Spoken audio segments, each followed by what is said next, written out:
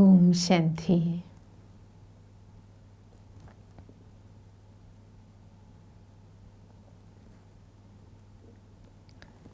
പ്രിയപ്പെട്ട ബാബ,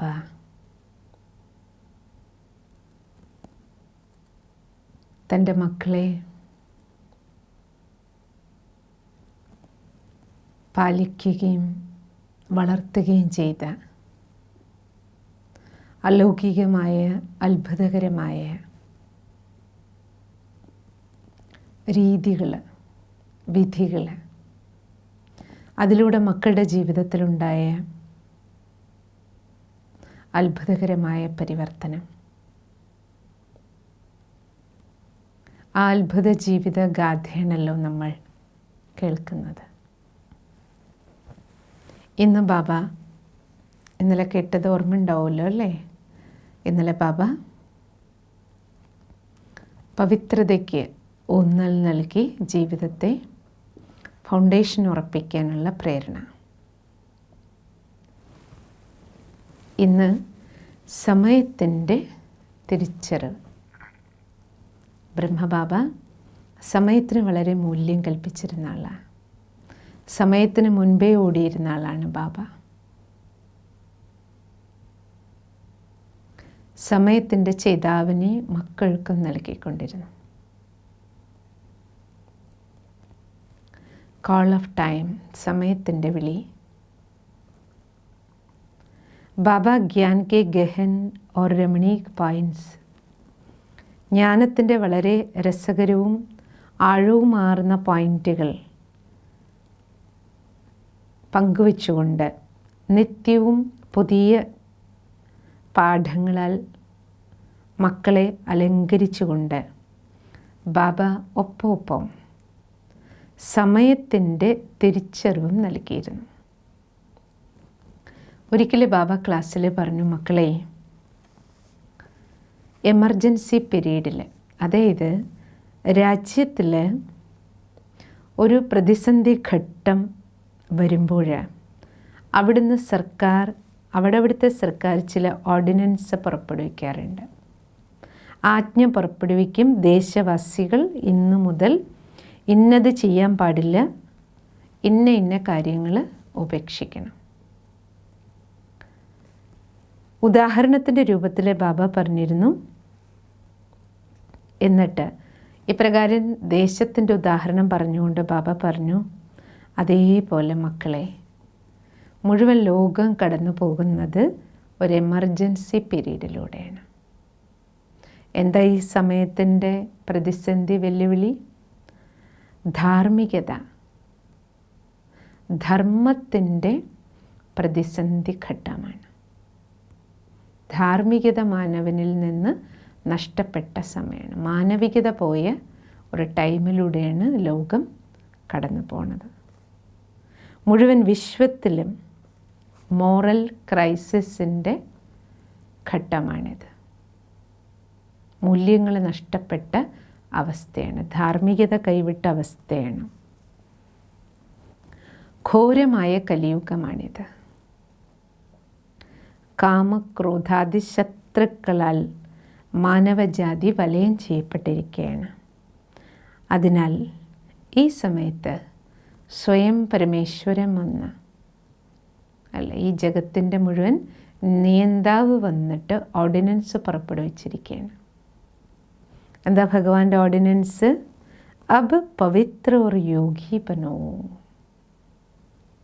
ഈ പ്രതിസന്ധി ഘട്ടത്തെ തരണം ചെയ്യാൻ ഒരേ ഒരു മാർഗമേ ഉള്ളൂ. ഏതുമാത്രം? പവിത്രമാകൂ, യോഗിയാകൂ. ഇപ്പോൾ രാജ്യം ഈ പകർച്ചവ്യാധിയിലൂടെ കടന്നു പോകുമ്പോഴും ഗവൺമെൻറ് ഓർഡിനൻസ് പുറപ്പെടുവിക്കുന്നുണ്ടല്ലോ അല്ലേ?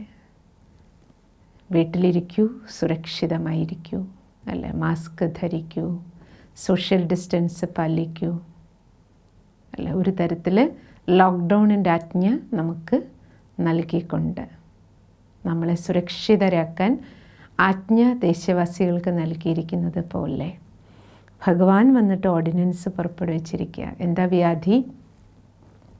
കാമം, ക്രോധ, ലോഭ, മോഹാദി വ്യാധികൾ. ഈ ദുർവികാരങ്ങളുടെ വ്യാധി മാനവകുലത്തിനെ മുഴുവൻ പഠിച്ചിരിക്കുകയാണ്.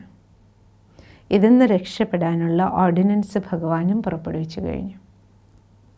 ഈ വ്യാധി കാരണമാണ് മക്കളെ സർവ്വ ദുഃഖങ്ങളും ദുരിതങ്ങളും വേദനകളും. അതുകൊണ്ട് ബാബ എന്താ പറയണേ? മക്കളെ, ഭഗവാന്റെ ഓർഡിനൻസാണ്, പവിത്രമാകൂ, യോഗി ജീവിതം ജീവിക്കും. ഈ പകർച്ചവ്യാധി വന്നിട്ട് നമ്മളെ പവിത്രമാക്കിയല്ലോ അല്ലേ? പ്യൂരിറ്റി, ശുദ്ധീകരണമാണല്ലോ ചെയ്തത്. യോഗി ജീവിതം ശരിക്കും യോഗ്യ ജീവിതത്തിലേക്ക് നയിക്കുകയാണ് എല്ലാവരെയും. എത്രയോ പേര് പറഞ്ഞു സിസ്റ്റേ, ഇപ്പോഴാണ് ശരിക്കും എക്കണോമിയായിട്ട് ജീവിക്കുമെന്ന് ബാബ എപ്പോഴും പറയും. പക്ഷേ ചെലവ് ചുരുക്കി ജീവിച്ച് ബാബയുടെ കുട്ടിയായിട്ടും ഒരു തരത്തിൽ ആർഭാട ജീവിതമായിരുന്നു. പക്ഷേ ഈ പകർച്ചവ്യാധി വന്ന് ശരിക്കും ജീവിതത്തെ ലാളിത്യം നിറഞ്ഞതാക്കി മാറ്റി. ശരിയായ യോഗി ജീവിതത്തിലേക്ക് പോയി. ബാബ പറഞ്ഞിട്ടും ബാബ അച്ഛനായിട്ട് പറഞ്ഞപ്പോൾ മക്കളൊക്കെ കുറച്ച് ലൂസായിരുന്നു. കുറച്ചൊക്കെ മന്മത്തിലും പരമത്തിലും നടന്നു. പൂർണ്ണമായും ശ്രീമത്തിന് വില കൊടുത്തില്ല. പക്ഷേ ഇത്രയും വലിയൊരു പകർച്ചവ്യാധി വന്നപ്പോൾ എന്തായി? ശ്രീമതം ഇപ്പോൾ സമ്പൂർണ്ണമായി പാലിക്കാൻ തുടങ്ങി. അപ്പം അതുകൊണ്ട് ഈ പകർച്ചവ്യാധിക്കും സൂക്ഷ്മാണുവിനും ഒരു നന്ദിയും പറയേണ്ടി വരും അല്ലേ? നമ്മളെല്ലാവരെയും പൂർണ്ണമായും ശ്രീമതത്തിലേക്ക് നയിക്കാൻ ഇതും ഒരു നിമിത്തമായി മാറിയിട്ടുണ്ട്. പേടിച്ചിട്ടെങ്കിലും സമ്പൂർണ്ണ ശ്രീമതത്തിലൂടെ പോകാനൊരു പ്രേരണ, മായയെ ജയിക്കാനൊരു കരുത്ത് ഇതിലൂടെ ലഭിച്ചിട്ടുണ്ട്. ഭഗവാന്റെ ഈ ആജ്ഞ, അബ് സത്യുഗി പാവൻ സൃഷ്ടിക്ക് പുനർസ്ഥാപന ഹോനി ഹെ. ബാബ പറഞ്ഞു, മക്കളെ, പാവനമായ സത്യുഗി സൃഷ്ടി, അതിൻ്റെ പുനഃസ്ഥാപനയുടെ ടൈമാണിത്. ബാബ कहते क्या आप जानते नहीं कि जो व्यक्ति शत्रुओं से मिल जाता है वो ദേശദ്രോഹി कहलाते हैं ना. എന്നിട്ട് ബാബ ഓർമ്മിപ്പിച്ചു, കുട്ടികൾ കേട്ടിട്ടില്ലേ, ശത്രുപക്ഷത്തിൽ ചേരുന്നവരെ പൊതുവെ എന്താ പറയുക? രാജ്യദ്രോഹികളെന്നാണ് വിളിക്കുക. ശത്രുപക്ഷത്ത് ചേരുന്നവരെ. ക്യാ आपको मालूम नहीं है कि ദേശദ്രോഹി को बड़ा कड़ा दंड मिलता है. എന്താ എൻ്റെ മക്കൾക്കറിയില്ലേ? അങ്ങനെയുള്ള ദേശദ്രോഹികൾക്ക് കടുത്ത പണിഷ്മെൻ്റ് കിട്ടും. तो बच्चे अब इस परमात्म आज्ञा का उल्लंघन बिल्कुल ना करना. എൻ്റെ മക്കൾ ഈശ്വരൻ്റെ ആജ്ഞകളെ ഒരിക്കലും ലംഘിക്കരുത്. ഈശ്വരൻ്റെ ആജ്ഞകളെ ഒരിക്കലും എൻ്റെ മക്കൾ ലംഘിക്കരുത്. ഏക് ബാർ കി ബാത് ഹെ. ഒരിക്കലുണ്ടായ സംഭവം, ഒരു വ്യക്തി കുറച്ച് ദിവസം ഈശ്വരീയ ജ്ഞാനം കേട്ടുകൊണ്ടിരിക്കുകയായിരുന്നു. പൂർണ്ണമായും ബ്രഹ്മചര്യവ്രതത്തിൻ്റെ പാലന നിയമം വളരെ കഠിനമാണ് ഇതെന്ന് ആ ആത്മാവിന് തോന്നി. പിന്നെ ആൾക്ക് തോന്നി ഇത് അനാവശ്യവുമാണ്, ഇതൊന്നും ആവശ്യമില്ല. അപ്പോൾ ബ്രഹ്മചര്യമൊക്കെ എന്തിനാണ് പാലിക്കണേ? ബാക്കിയൊക്കെ നമ്മൾ ചെയ്താൽ മതി. ഒരു ദിവസം ബാബയുടെ ഈ മഹാവാക്യം കേട്ടപ്പോൾ, അതായത് ബാബ എപ്പോഴാണോ പറഞ്ഞ മക്കളെ ഇത് എമർജൻസി പീരീഡാണ്,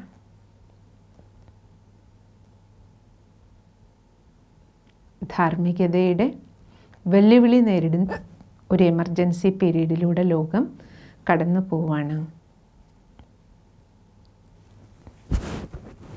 എന്ന് ബാബ പറഞ്ഞ സമയത്ത് കുട്ടികൾക്ക് इसलिए अब पवित्र बनना है तो उसकी अंतरात्मा जाग उठी. ബാബ ഇത് പറഞ്ഞ സമയത്ത് അവരുടെ ഹൃദയത്തിൽ തട്ടി. ആ വ്യക്തിയുടെ അതുവരെ ലൂസായിട്ട് ബ്രഹ്മചര്യം എന്ന് പറഞ്ഞപ്പോൾ ഒരു ലൂസായിട്ട് കണ്ടിരുന്ന ആൾ, അനാവശ്യം എന്ന് വരെ തോന്നിയിരുന്ന ആൾ, അന്തരാത്മാവിൽ ഉണർവുണ്ടായി. ആ ആത്മാവ് ആലസ്യം, തൻ്റെ ഹീന സ്വഭാവങ്ങളും ഭാവനകളുമെല്ലാം പുതപ്പ് വലിച്ചെറിയുന്നത് പോലെ വലിച്ചെറിഞ്ഞിട്ട് ദേശപ്രേമിയും ആത്മോന്നതിയും മുന്നിൽ കണ്ടുകൊണ്ട് ഇച്ഛയോടുകൂടി പറഞ്ഞു, പവിത്രതയുടെ വ്രതം അർത്ഥം ബ്രഹ്മചര്യത്തിൻ്റെ നിയമം സ്വീകരിക്കുക തന്നെ വേണം. ആളുടെ ഉള്ളിൽ നിന്ന് പ്രേരണ വന്നു. ഇത് ദേശപ്രേമമാണ്. ദേശത്തോട് സ്നേഹമുണ്ടെങ്കിൽ തൻ്റെ ജീവിതത്തെ പാവനമാക്കി മാറ്റണം. കാരണം ഇന്ന് ദേശത്തിന് ആവശ്യം പവിത്രതയുടെ ബലമാണ് എന്ന് തോന്നിക്കൊണ്ട് ആൾ തൻ്റെ തീവ്ര പുരുഷാർത്ഥത്തിൽ മുഴുകി. ഇങ്ങനെ ബാബയുടെ ചില വാക്കുകൾ മക്കളുടെ ഹൃദയത്തിൽ, നേരത്തെ പറഞ്ഞില്ലേ ബാബ ജഗദീഷ് ഭായ്, അമ്പ് പോലെ തറച്ചിട്ട് പലരുടെയും ജീവിതം പരിവർത്തനപ്പെട്ടിട്ടുണ്ട്. बाबा प्राय ये भी कहा करते कि बच्चे क्या मालूम किस समय जीवन की अंतिम घड़ी आ पहुँचे. ഇതും ബാബ ചോദിക്കുമായിരുന്നു, മക്കളെ ആര് കണ്ടു ആരുടെ അന്തിമ സെക്കൻഡ് എപ്പോൾ കടന്നു വരുന്നു? ആർക്ക് എപ്പോൾ വേണമെങ്കിലും അല്ല എന്ത് വേണമെങ്കിലും സംഭവിക്കാമല്ലോ. പ്രത്യേകിച്ച് ഇപ്പോൾ നോക്കൂ, ഇപ്പോഴത്തെ ഈ പ്രതിസന്ധി ഘട്ടത്തിൽ പകർച്ചവ്യാധി മുഴുവൻ ലോകത്തെ വിഴുങ്ങിക്കൊണ്ടിരിക്കുന്ന സമയത്ത് അല്ലേ, ഏത് സെക്കൻഡ് ആർക്ക് എന്താ സംഭവിക്കുന്നതെന്ന് അറിയില്ല. उससे पहले यदि पवित्रता का व्रत धारण कर लोगे, ഒരു പക്ഷേ പവിത്രതയുടെ വ്രതം ധാരണ ചെയ്യുകയാണെങ്കിൽ പവിത്ര സൃഷ്ടി മേ ജാനേക്കെ, ഇത് നിങ്ങളുടെ അന്തിമ സെക്കൻഡാണെങ്കിൽ പോലും ബാബ പറയണേ, നിങ്ങളിപ്പോൾ നിങ്ങളുടെ ജീവിതത്തെ പവിത്രമാക്കി മാറ്റിയിട്ടുണ്ടെങ്കിൽ ഈ സെക്കൻഡിൽ ആത്മാവ് ഈ ശരീരത്തിൽ നിന്ന് പോയാലും താങ്കൾ പോകുന്നത് പവിത്രതയുടെ സംസ്കാരവും കൊണ്ടാണ്. ആത്മാവിൽ പ്യൂരിറ്റിയുടെ സംസ്കാരം ഉണ്ടാവും. അപ്പോൾ ഈ പവിത്ര സംസ്കാരം നിങ്ങളെ പവിത്ര സൃഷ്ടിയുടെ അധികാരിയാക്കി മാറ്റും. देखो इन विकारों को जीतने में समय लगता है. ഈ വികാരങ്ങളെ ജയിക്കാൻ മക്കൾക്ക് സമയമെടുക്കുന്നു. അഭീസെ പവിത്രത ക വ്രത്, ബാബ പറയണേ ഇപ്പോൾ മുതലെങ്കിലും നിങ്ങൾ പവിത്രതയുടെ വ്രതം എടുക്കുകയാണെങ്കിൽ സ്വാഭാവിക് പവിത്രത ആ ജയിക്കേ, നിങ്ങളുടെ ജീവിതം സ്വാഭാവികമായും നാച്ചുറലായി പാവനമായി മാറും. अब विनाश में समय ही बाकी कितना रहा है. ബാബ ചോദിച്ചു, മക്കളെ സൃഷ്ടിയുടെ മഹാപരിവർത്തനത്തിന് ഇനി എത്ര സമയം ബാക്കിയുണ്ട്? എത്ര സമയം ഉണ്ടാകും? മുഷ്കിൽ സെ അഭി. എന്നിട്ട് ബാബ പറഞ്ഞു, കുട്ടികളെ നിങ്ങളിങ്ങനെ വിചാരിച്ചോളൂ, ഏത് സെക്കൻഡും മഹാപരിവർത്തനത്തിൻ്റെ നിമിഷങ്ങളാണ്. मुश्किल से अभी 2-2.5 वर्ष होंगे, क्या आप इतना समय भी पवित्र नहीं रह सकते. നിങ്ങളിങ്ങനെ വിചാരിച്ചോളൂ, ഒരു 2 വർഷം 2.5 വർഷം കൂടി ഉണ്ടെന്നിരിക്കട്ടെ സൃഷ്ടിയുടെ സമ്പൂർണ്ണ പരിവർത്തനത്തിന്. എന്നാൽ ഈ 2-2.5 വർഷമെങ്കിലും നിങ്ങൾക്ക്, അവശേഷിക്കുന്ന ഈ സമയമെങ്കിലും നിങ്ങൾക്ക് പവിത്രമായി ജീവിച്ചൂടെ? സത്യുഗം വന്നു കഴിഞ്ഞു. ബാബയ്ക്ക് സത്യുഗി പാവന സൃഷ്ടിയുടെ വൃക്ഷം ക്ലിയറായി കാണാൻ കഴിയുന്നുണ്ട്. ബ്രഹ്മബാബ ഇടയ്ക്കിടയ്ക്ക് പറയായിരുന്നു, എനിക്ക് പുതിയ വൃക്ഷം, സത്യുഗി വൃക്ഷം കാണപ്പെടുന്നുണ്ട് ബാബയ്ക്ക്. ജബ് കൊയ് വ്യക്തി സുൻത കി കേവൽ 2 വർഷ കെ ലിയേ. ബാബ പറഞ്ഞു, നോക്കൂ മക്കളെ, 2 വർഷമേ ഉള്ളൂ എന്ന് നിങ്ങൾ വിചാരിച്ചോളൂ സത്യുഗത്തിന്. അപ്പോൾ ബ്രഹ്മബാബ ഇപ്രകാരം പറയുമ്പോൾ കുട്ടികൾ എന്ത് ചെയ്തു? 2 വർഷം, എന്തുകൊണ്ട് ഈ 2 വർഷം എനിക്ക് സമ്പൂർണ്ണ പാവനമായി ജീവിച്ചൂടാ? ബ്രഹ്മചര്യത്തിൻ്റെ പാലന ചെയ്തുകൂടാ? കഠിനമെന്ന് വിചാരിച്ചിരുന്നവർ പോലും ഈ വ്രതത്തെ സന്തോഷത്തോടെ സ്വ ഇച്ഛയാൽ സ്വീകരിച്ചുകൊണ്ട് തങ്ങളുടെ ജീവിതം പാവനമാക്കി മാറ്റിയവരുണ്ട്. 2 വർഷം പവിത്രമായി ജീവിച്ച ആത്മാക്കൾക്ക് അതിൻ്റെ സുഖം, പവിത്ര ജീവിതത്തിൻ്റെ ആനന്ദം കിട്ടിയപ്പോൾ അവരവരുടെ ജീവിത വ്രതമാക്കിയത് മാറ്റി. ഈ വ്രതത്തിൻ്റെ പാലനയിലൂടെ അവരവർക്ക് കിട്ടിയ അവർണ്ണനീയമായ ലാഭം സ്വയം ബാബയ്ക്കറിയാം. 1 വർഷം 2 വർഷം പാവനമായി ജീവിച്ചു കഴിഞ്ഞാൽ ഇതിൻ്റെ ലാഭം സ്വയം അനുഭവിക്കാൻ തുടങ്ങിയ ആത്മാവ് ഒരിക്കലും അശുദ്ധ മാർഗത്തിലേക്ക് പിന്നീട് ഒരിക്കലും പോവില്ല. और काम वासना से उसको स्वाभाविक घृणा हो जाती है. പിന്നെ ഈ ആദ്യത്തെ വികാരത്തോട് വെറുപ്പ് തോന്നാൻ തുടങ്ങും. ഒരിക്കലും പിന്നെ അശുദ്ധിയുടെ വഴിക്ക് ചെളിയിൽ പോയി കാലിടില്ല എന്ന് ബാബയ്ക്ക് മനസ്സിലായി. സ്വാഭാവികമായി ഉള്ളിൽ നിന്ന് വെറുപ്പ് വരും. തബ് വോ is Vrat co അപ്നായ he രഹതാ high. അങ്ങനെ ബാബ തൻ്റെ മക്കളുടെ ഉള്ളിൽ ഈ വ്രതപാലനയ്ക്കുള്ള സ്വാഭാവിക ശക്തി പകർന്നു കൊടുത്തു. ഇൻ യുക്തിയും സേ. ഇപ്പോൾ ബാബ 2 വർഷം 2.5 വർഷം ഇങ്ങനെ പറയുമ്പോൾ എന്താകും? ആ 2 വർഷം പാവനമായി ജീവിച്ച കുട്ടികൾക്ക് അവരവരുടെ ജീവിതത്തിൽ നിന്ന്, പവിത്ര ജീവിതത്തിൽ നിന്ന് കിട്ടിയ സുഖവും ശാന്തിയും അല്ലേ, ടോട്ടൽ കുടുംബത്തിലുണ്ടായ മാറ്റം, പരിവർത്തനം, സമൃദ്ധിയും എല്ലാം വന്നു ചേരുമല്ലോ. സമ്പത്തും ഒന്നിനും കുറവുണ്ടാവില്ല. ജീവിതം പവിത്രാകും. സുഖം, ശാന്തി, സന്തോഷം, സമ്പത്ത്, ഈ 4 കാര്യം പവിത്രതയുടെ പിന്നാലെ വന്നുകൂടും. മക്കളെല്ലാം അനുഭവികളല്ലേ. പഴയ കുട്ടികൾക്ക് എല്ലാവർക്കും അറിയാം, അനുഭവം ധാരാളം ഉണ്ടാവും. എപ്പോൾ പവിത്രമായി ജീവിക്കാൻ തുടങ്ങിയോ നമ്മുടെ എല്ലാവരുടെയും ജീവിതം മാറി മറിഞ്ഞിട്ടുണ്ട് അല്ലേ. എങ്ങനെ ഉണ്ടായിരുന്ന ജീവിതമാണ്? സുഖം, ശാന്തി, സന്തോഷം, സമ്പത്ത്, ഈ 4 കാര്യങ്ങൾ നമ്മുടെ ജീവിതത്തിൽ നമുക്ക് എത്ര വേണോ അത്ര വന്നു ചേർന്നിട്ടുണ്ട് ഇല്ലേ. നമ്മൾ ഈ അവസാന ജന്മം വലിയ കോടിപതികളൊന്നുമായി മാറുന്ന വിഷയമല്ല. കോടികൾ കൊണ്ടുപോയിട്ട് എന്ത് ചെയ്യാനാണ്? നമുക്ക് എന്തേ വേണ്ടു? അന്നന്ന് ജീവിക്കാനുള്ളത് ഉണ്ടാവണം അല്ലേ. ബാക്കി സുഖശാന്തി, സന്തോഷം, ഇത് കോടിപതികൾക്ക് പോലും ഇല്ലാത്ത സമ്പത്തല്ലേ.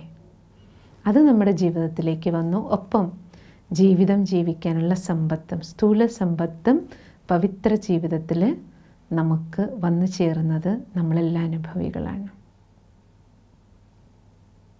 इन युक्तियों से बाबा पवित्रता के मार्ग पर.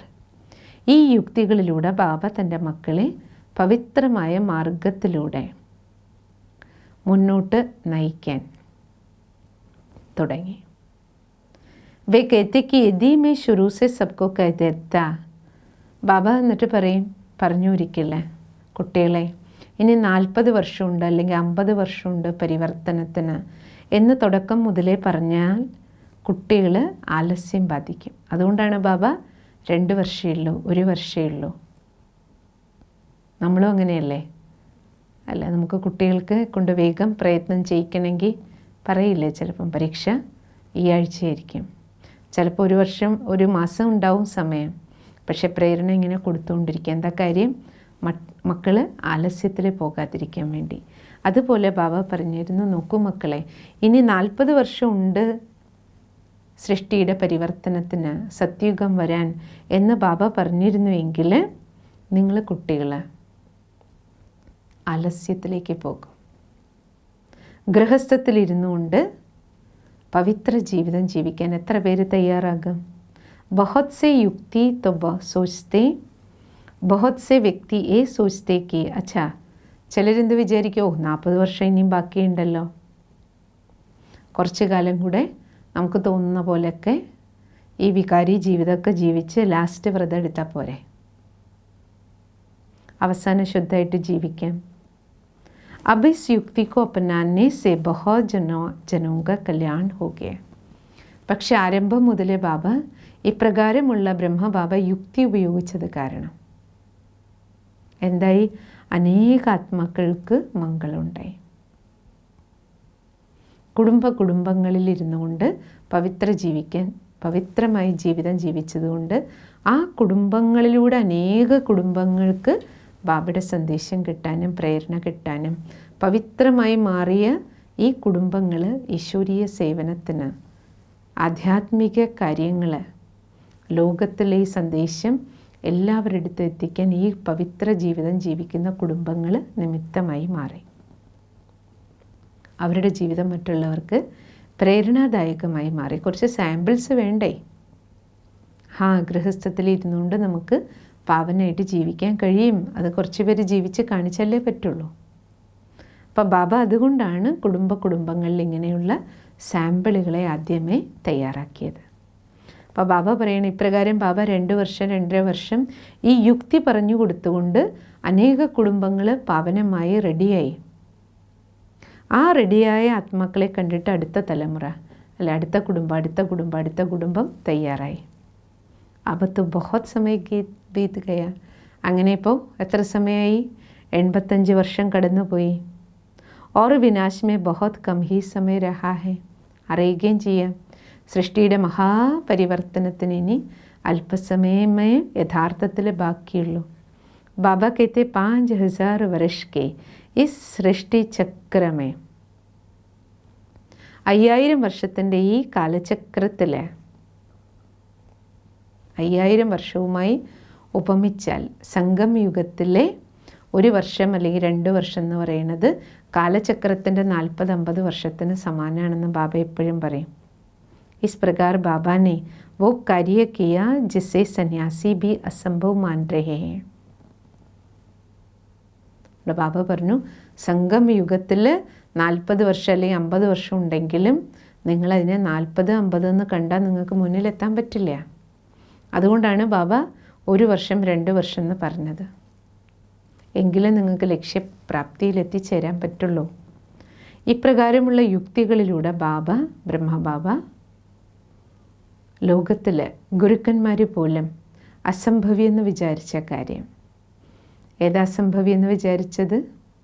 ഗൃഹസ്ഥത്തിലിരുന്നുകൊണ്ട് കുടുംബസമേതം ജീവിച്ചുകൊണ്ട് പവിത്രമായി ജീവിക്കാനാകില്ല, ബ്രഹ്മചര്യം പാലിക്കാൻ പറ്റില്ല, കുടുംബത്തിലിരുന്നുകൊണ്ട് ആത്മീയ ജീവിതം ജീവിക്കാൻ ബുദ്ധിമുട്ടാണ്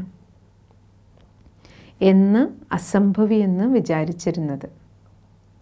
അതിനെ ബാബ എന്ത് ചെയ്തു? ബ്രഹ്മബാബ ഗൃഹസ്ഥികൾക്ക് സംഭവ്യമാക്കി കാണിച്ചു കൊടുത്തു. ഗൃഹസ്ഥികളെ കൊണ്ട് ബാബ പവിത്ര ജീവിതം ജീവിച്ച് ലോകത്തിന് മുന്നിൽ അസംഭവ്യെന്ന് വിചാരിച്ചത് സംഭവ്യമാണെന്ന് തങ്ങളുടെ സത്യമായ പ്രാക്ടിക്കൽ ലൈഫിലൂടെ അനേക കുടുംബങ്ങൾ സത്യമായ പാവന ജീവിതം ജീവിച്ച് തെളിവ് കാണിച്ചു കൊടുത്തു. അടുത്തത് വികാരിയോं के लिए कड़े शब्दों का प्रयोग.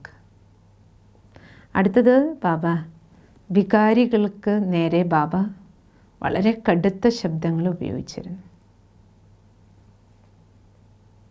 बाबा विकारों के लिए से कड़े शब्दों का प्रयोग करते कि सुनने वालों का मन विकारों से स्वाभाविक रूप से हट जाता है. ബ്രഹ്മ ബാബ വികാരങ്ങൾക്ക് അടിമപ്പെട്ട് ജീവിക്കുന്ന കുട്ടികളോട് വളരെ കടുത്ത ശബ്ദത്തിൽ പറയുമായിരുന്നു. ബാബയുടെ ആ വാക്കുകൾ കേട്ട ആരുടെ മനസ്സാണോ വികാരങ്ങളിൽ കലുഷിതമായി ചെളി പിടിച്ച് കിടക്കണ അവർക്ക് സ്വാഭാവിക രൂപത്തിൽ പരിവർത്തനപ്പെടുത്തണം എന്ന് തോന്നുമായിരുന്നു. അത്ര സ്ട്രോങ് ആയിട്ടുള്ള വാക്കുകൾ ബാബ ഉപയോഗിക്കുമായിരുന്നു. ഉദാഹരണത്തിന് ചിലപ്പോൾ ബാബ പറയും, മക്കളെ ക്രോധം ഭൂതമാണ്. അത് ചിലരുടെ ഉള്ളിൽ തറയ്ക്കുമായിരുന്നു.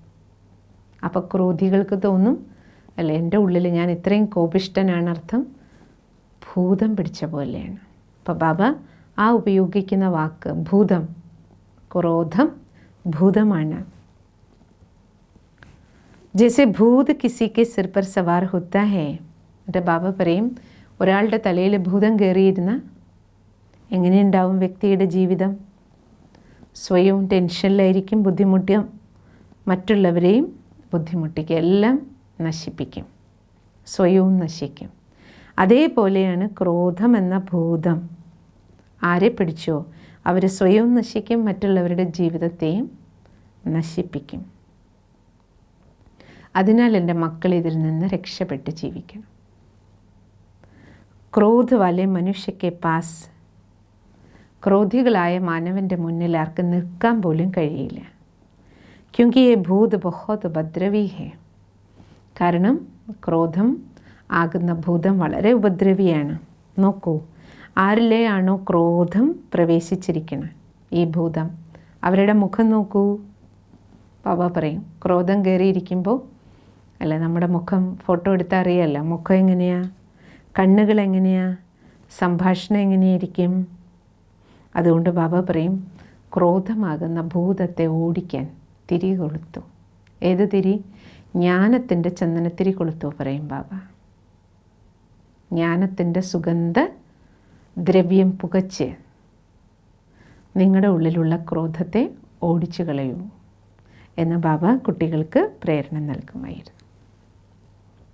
ബാക്കി നമുക്ക് നാളെ കേൾക്കാം. അങ്ങനെ ഓരോരോ വികാരങ്ങളെയും പുറത്ത് ചാടിക്കാൻ, പുകച്ച് പുറത്തേടിക്കുക പറയില്ലേ. അപ്പോൾ ബാബ പറഞ്ഞു, ജ്ഞാനത്തിൻ്റെ പോയിൻ്റുകൾ, ജ്ഞാനത്തിൻ്റെ സുഗന്ധദ്രവ്യം പുകച്ചിട്ട് ക്രോധത്തെ അല്ലേ പുറത്ത് ചാടിക്കുക. ഇപ്രകാരം ബാബ മോഹത്തിന് എന്താ പറയണേ, ഓരോ ഭൂതത്തെയും ഓടിക്കാൻ ബാബ എന്തെന്ത് യുക്തികൾ, എന്തെന്ത് കടുത്ത വാക്കുകൾ ഉപയോഗിച്ചു. കുട്ടികളുടെ ഹൃദയത്തിൽ തട്ടി നമ്മുടെ ഉള്ളിൽ നിന്ന് അല്ലേ അഴുക്കുകളെ പുറത്ത് കളയണം എന്ന കുട്ടികളെ ബോധവാന്മാരാക്കാൻ ബാബ ഉപയോഗിച്ച യുക്തികളുടെ ബാക്കി നമുക്ക് നാളെ കേൾക്കാം.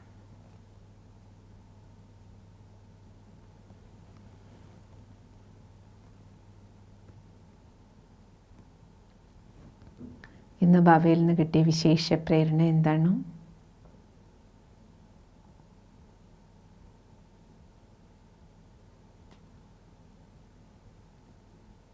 അത് സ്മരിക്കാം.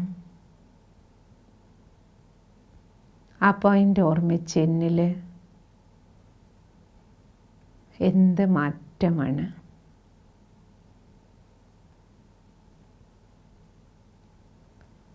പരിവർത്തനത്തിനാണല്ലോ ബാബയുടെ ഈ ചരിതം ഞാൻ കേൾക്കുന്നത്.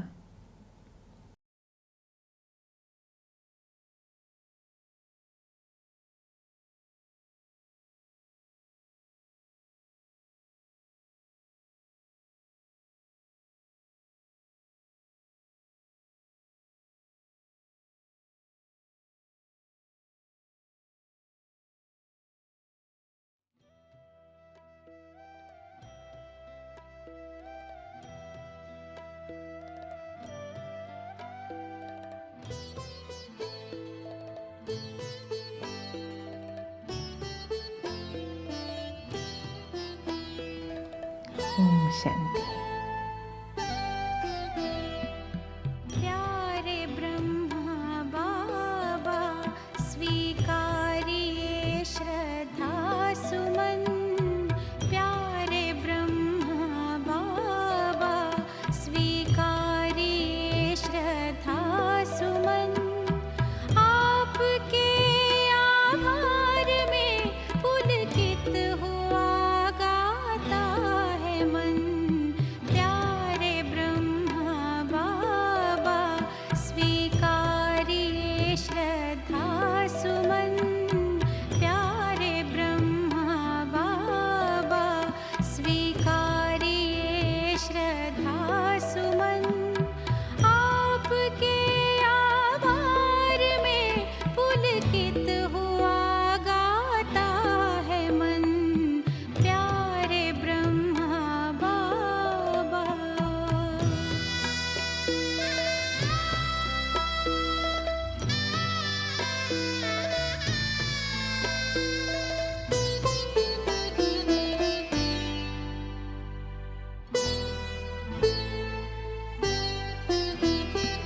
शिव पिता को इस धरा पर कर दिया साकार है।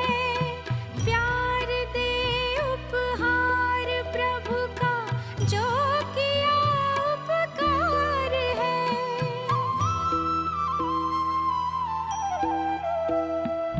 भूल सकता जग नहीं जब तक है ये धरती गगन। भूल सकता जग नहीं जब तक है